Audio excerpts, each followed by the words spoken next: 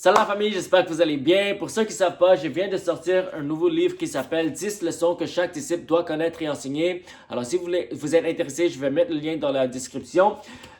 Et dans les prochains jours, ce que je vais faire, je vais aller à travers chaque leçon de ce livre. Et la première leçon, c'est l'évangile. Alors c'est important de comprendre l'évangile en tant que disciple de Jésus. Numéro 1, pour assurer qu'on est sauvé. Mais numéro 2, pour savoir comment communiquer l'évangile pour sauver les autres. Alors, c'est quoi l'évangile? L'évangile, c'est la bonne nouvelle. Et la bonne nouvelle, c'est que Dieu a tant aimé le monde qu'il a envoyé son Fils unique Jésus-Christ afin que quiconque croit en lui ne périsse point, mais qui aura la vie éternelle. Mais pour comprendre entièrement la bonne nouvelle, il faut comprendre la mauvaise nouvelle d'abord. Et c'est quoi la mauvaise nouvelle? La mauvaise nouvelle, c'est que l'homme a péché contre Dieu. Quand Dieu a créé le ciel et la terre, il a créé Adam et Ève, les premiers humains sur la terre, il a donné des instructions claires. Il a dit, soyez fructueux, multipliez-vous, assujettissez la terre et je vous donne l'autorité et la dominion sur toute la terre. Mais il a aussi donné des instructions. Il a dit, tu peux manger tous les fruits de tous les arbres, sauf l'arbre de la connaissance de le bien et le mal. Et qu'est-ce qui s'est passé? L'homme a été tenté. Adam et Ève ont été tentés par Satan et ils ont désobéi à Dieu et ils ont péché contre Dieu. Alors, au début, tout était parfait. L'homme avait une relation parfaite avec Dieu. L'homme avait la prospérité, la santé divine. Il n'y avait pas de mort, pas de maladie, pas de péché. Tout était parfait. L'homme avait une relation parfaite avec Dieu. Mais quand l'homme a péché contre Dieu, c'est là que tout a changé. C'est là que la malédiction du péché est venue sur la terre. Et c'est pour ça qu'aujourd'hui, on vit dans un monde brisé.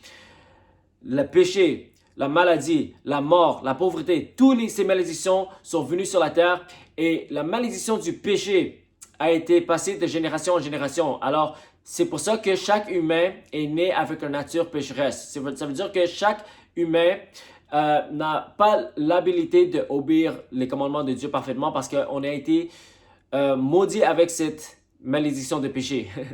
OK? Alors, c'est pour ça que la Bible dit que la salaire du péché est la mort. Alors, si on meurt dans cet état de péché, on sera séparé de Dieu pour l'éternité en enfer à cause de nos péchés. Alors, c'est ça la mauvaise nouvelle. Maintenant, la bonne nouvelle, c'est que Dieu n'a pas voulu qu'on reste dans nos péchés. Il n'a pas voulu qu'on meure dans nos péchés. Il n'a pas voulu qu'on va en enfer. Mais il veut nous pardonner. Il veut avoir une relation avec nous. Et il veut que nous recevons la vie éternelle. Et il nous a fait un moyen pour avoir tous ces bénéfices. Et comment il a fait? La Bible nous dit que Dieu a envoyé son Fils Jésus pour mourir pour nos péchés. Alors Jésus était la seule personne dans l'histoire de l'humanité qui pouvait vivre sans le péché parce que Jésus était Dieu dans la chair. Alors Jésus, quand il est venu sur la terre, il a vu la vie parfaite et il a été qualifié pour devenir le sacrifice parfait pour nous. Alors Jésus est mort à la croix pour nos péchés. Alors quand Jésus a été crucifié, il a pris le jugement de Dieu, la punition de Dieu, la colère de Dieu a été mise sur Jésus à la croix.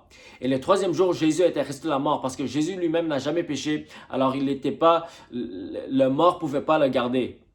Il a vaincu la mort. Il a été resté de la mort après 3 jours. Alors c'est ça la bonne nouvelle. Jésus, le Fils de Dieu, est mort pour nos péchés et il a été resté de la mort. Maintenant, pour que tu bénéficies de cette bonne nouvelle, pour recevoir les bénédictions de cette bonne nouvelle, il y a des conditions. Premièrement, tu dois croire à la bonne nouvelle. Tu dois croire que Jésus est le Fils de Dieu, qu'il est mort pour tes péchés et qu'il a été resté de la mort. Deuxièmement, tu dois te repentir de tes péchés, c'est-à-dire tu dois reconnaître que tu as péché contre Dieu, tu dois demander pardon pour tes péchés et tu dois prendre une ferme décision de te détourner de tes péchés et de suivre Jésus-Christ avec tout ton cœur.